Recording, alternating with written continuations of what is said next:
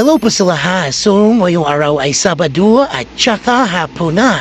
So, katatapos ko lang maglaba and plano ko na talaga lutuin itong pansahog namin doon sa aming lumpia. So, ayan, nag-isa na po ako na bawang at tsaka onion para maumpisahan ko na maluto yung aming pansahog para sa chicken lumpia. So, chicken lumpia yung ginamit ko at least hindi siya masyadong mahal kumpara sa pork.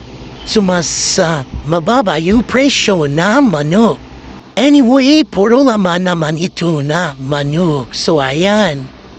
Dinisa na natin yung ating pansahog. So, madali na naman itong maluto kasi nga, alam niyo naman, madaling maluto kumpara sa pork. So, ayan, nilagyan ko na siya ng ground black pepper, asin, at saka magic syrup na rin.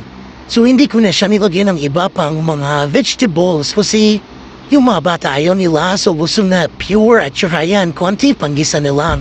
Para at least, mas padamihan naman yung kanilang kain sa ating chicken lumpia.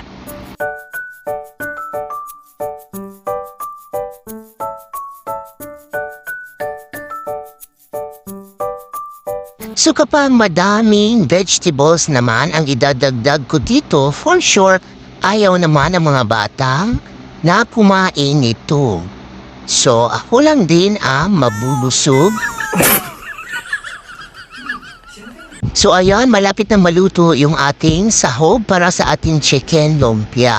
So kapag naluto na ito, set aside ko lang siya, papalamigin ko muna, and then mamaya ibabalot ko na sa wrapper natin. So busy naman tayo mamaya sa pagbabalot ng ating chicken lumpia. So I have 3 pieces na wrapper. So I don't know kung kasya lahat or kupulanin ba ako ng wrapper mamaya. Thank you for watching, guys!